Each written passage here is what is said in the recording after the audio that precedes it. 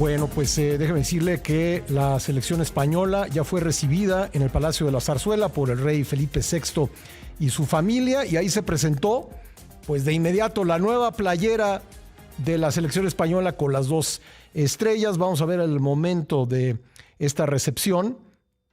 Ya los campeones en Madrid con el rey Felipe VI, y esto es solo el inicio de los festejos por el título que obtuvieron ayer al derrotar 1-0 a Argentina en tiempos extras. Ahí tiene usted a los seleccionados españoles reunidos con Felipe VI, la reina Leticia y sus hijas, las infantas, vestidas de blanco con la playera blanca, pero ahí se presentó la nueva playera roja con las dos estrellas de dos campeonatos 2010 y 2026. Bueno, y en este marco me da un enorme gusto, es un privilegio para nosotros en el programa poder platicar con Juan Villoro, escritor y periodista, sobre el Mundial 2026 que ayer pues bajó su telón. ¿Cómo estás, Juan? Gusto saludarte. Hola, ¿qué tal? Qué gusto de saludarte, Pascal. Oye, pues tú eres un observador acucioso del fútbol, has escrito desde hace años sobre este deporte. ¿Qué balance inicial harías de este primer mundial organizado por 3 países con 48 participantes? Bueno, fue un mundial muy paradójico, lleno de prodigios en la cancha y también de disgustos fuera de ella. Desde luego creo que el gran villano del mundial es Infantino y la FIFA, junto con el VAR, que tomó decisiones muchas veces cuestionables. El hecho de que México fuera sede parcial del mundial fue realmente una ofensa. Vimos nosotros cómo se volcó la gente para apoyar la fiesta, y México ya había sido sede absoluta de 2 de los mejores mundiales de la historia. Contar con 13 partidos de 104 posibles, teniendo a Estados Unidos 78 partidos, pues fue realmente algo injusto y que nunca debió de haber sido aceptado por México. Más allá de esto, de la intromisión de Donald Trump en decisiones arbitrales y del costo de los boletos que secuestró el fútbol para un grupo de privilegiados, habiendo sido durante mucho tiempo un deporte popular, en la cancha vimos grandes jugadas, grandes selecciones, y ayer, con toda justicia, España se coronó campeona, demostrando que lo más importante en el fútbol es el control de la pelota.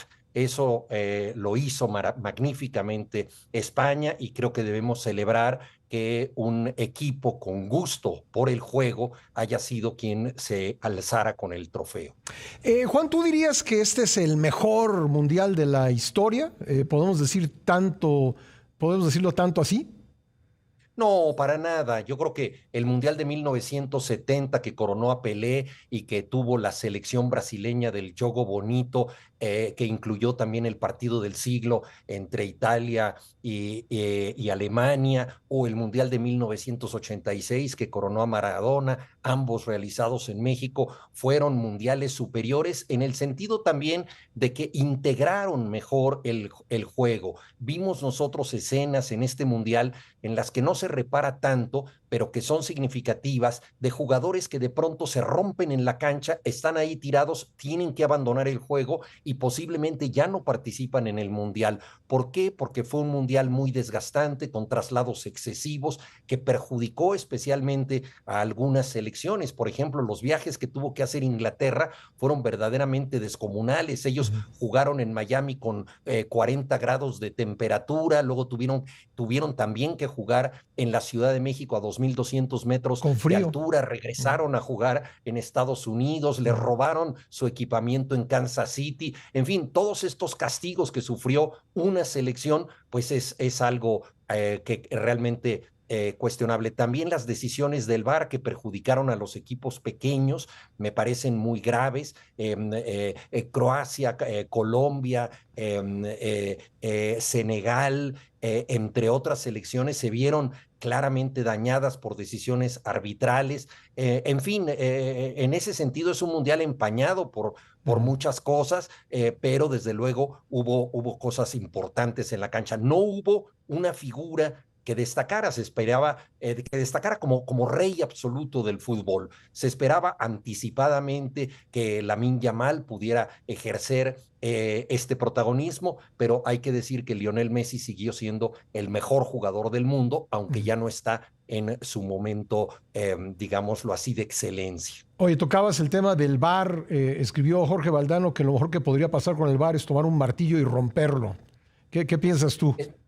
Estoy totalmente de acuerdo porque durante mucho tiempo el fútbol fue el deporte más divertido de todos y el más popular, entre otras cosas porque el árbitro se equivocaba, a veces a favor nuestro, a veces en contra. Yo he dicho que en un partido el árbitro o la árbitra son el componente humano. Hay 22 jugadoras o jugadores que tratan de ser semidioses, pero solamente un hombre o una mujer tratan de representar la condición humana, que es el error. Y nosotros como espectadores podemos entender que una persona que persigue a un jugador a toda velocidad, que tiene la vista nublada por el sudor y que tiene que soplar justicia en un microsegundo, pues se puede equivocar. Pero que esto ocurra con especialistas que están viendo la pantalla varios minutos después, simple y sencillamente vuelve esto intolerable. Y que no deja satisfecho a nadie, ¿no? Al final. Por lo menos así pasó. Tienes toda la razón, no deja satisfecho a nadie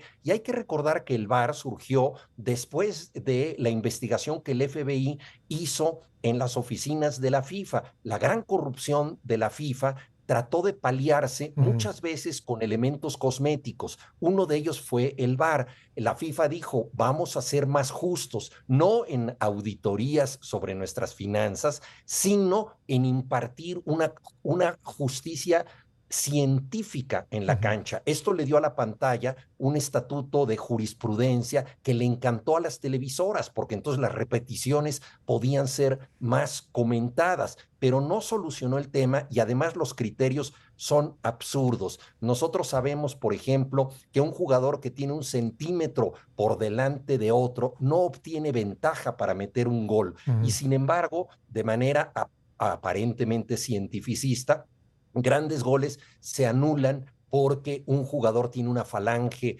adelantada. O en el caso de Lukaku, el jugador de Bélgica en la Eurocopa, se lo anularon por tener el pene levemente adelantado. Todos sabemos que un pene adelantado pues no da ventaja, al menos en el fútbol. Sí, oye, ¿la pausa de hidratación es una buena idea? Es pésima idea porque rompe el ritmo del juego. Una de las cosas más atractivas del fútbol es que corre al parejo de la vida, a diferencia de otros partidos que tienen interrupciones, y esto se trata obviamente de un subterfugio comercial inventado por la FIFA. Es otra de las razones por las que este mundial pues no puede ser caracterizado como el mejor de todos, aunque hayamos visto grandes partidos. Juan, quisiera preguntarte dos cosas más. Por un lado, se anuncia ya un formato de 64 para el Mundial de 2030, 64 selecciones. Y por otro lado, preguntarte, pues, ¿cuál sería? Yo creo que hay acuerdo en que España, con todo mérito, es el campeón del mundo, pero creo que hay debate sobre cuál es la mayor decepción. Me gustaría conocer tu punto de vista. Tengo que hacer aquí una pausa obligada. Si me puedes esperar un par de minutos, regresamos para platicar de eso. Con gusto. Gracias.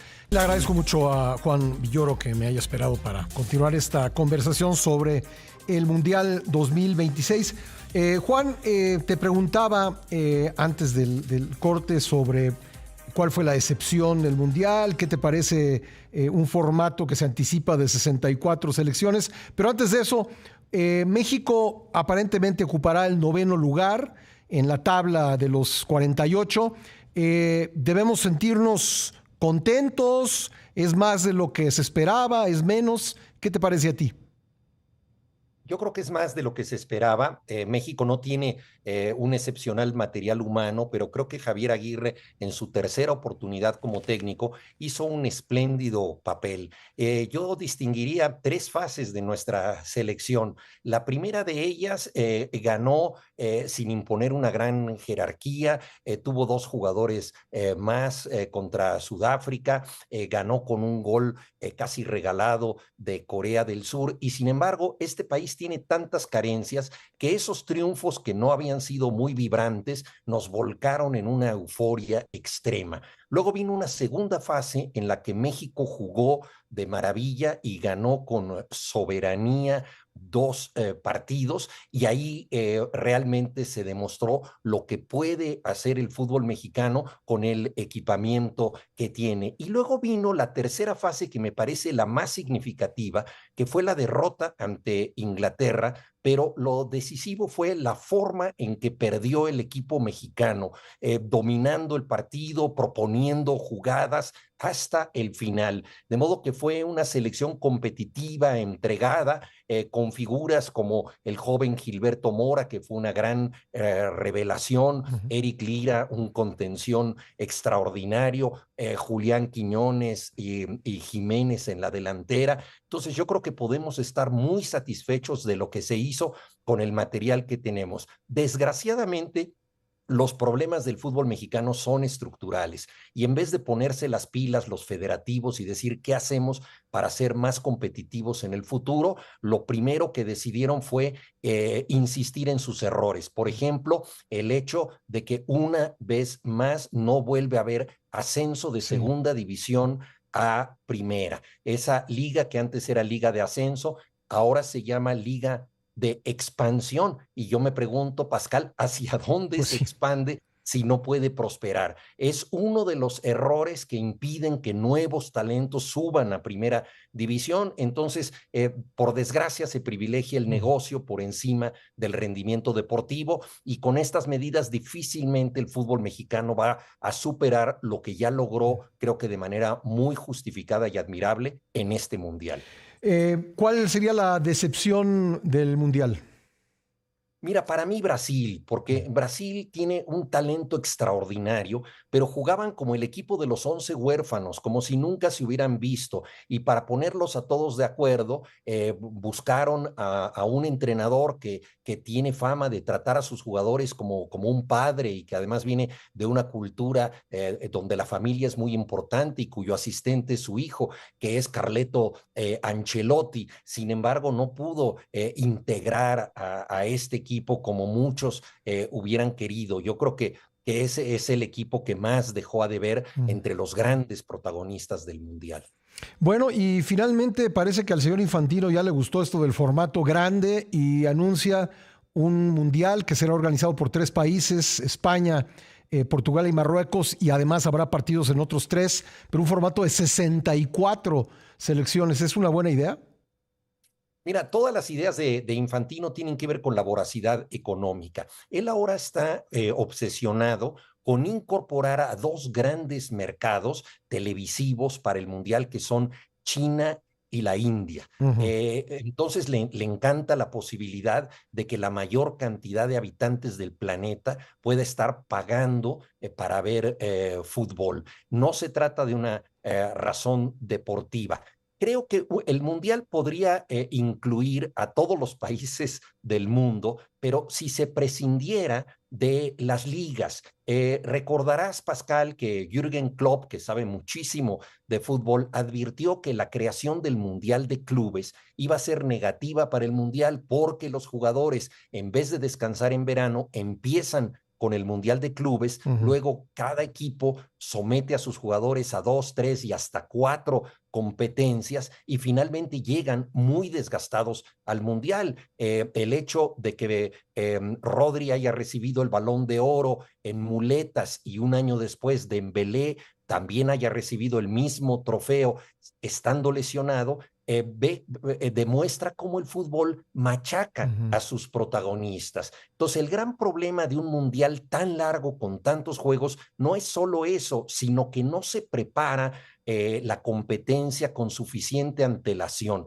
Lo vimos, por ejemplo, aquí en México. La Liga MX castigó al equipo que más jugadores le había dado a la selección, que eran las Chivas del Guadalajara, que tenía 5 jugadores en la selección, pero al mismo tiempo se estaba jugando el campeonato, y naturalmente Chivas no pudo ser campeón. Y ahora ya están jugando los futbolistas que vimos en el Mundial. ¿En qué momento se recuperan? ¿En qué momento descansan? Entonces, El gran problema de un mundial tan largo es que los jugadores llegan desgastados por otros torneos que no les dejan tener pues la recuperación necesaria. Entonces, si se planeara un mundial prescindiendo de otras competencias, eso sería viable. Ahora bien, dicho todo esto, el fútbol es impresionante porque tiene anticuerpos contra todas las amenazas que pretenden Hasta con el destruirlo. virus de la FIFA, ¿no? Sí. Exactamente. Entonces, este mundial parecía que iba a ser una prefiguración de el horror y que todos los jugadores iban a llegar muertos a la final. Algunos efectivamente se desgastaron mucho, pero pudimos ver grandes partidos a pesar de todo esto. Entonces, no sabemos lo que podrá pasar en el próximo mundial. En principio, parece un exceso, sobre todo por el sufrimiento que va a representar para los futbolistas. Juan, pues muy interesante conversar contigo y te agradezco mucho que nos hayas podido acompañar esta mañana en el programa. Te mando un abrazo. Igualmente, Pascal, hasta luego. Gracias, gracias Juan Villoro, escritor y periodista. Léalo, pues lea en sus diferentes facetas, entre ellas su análisis y su amor por el fútbol.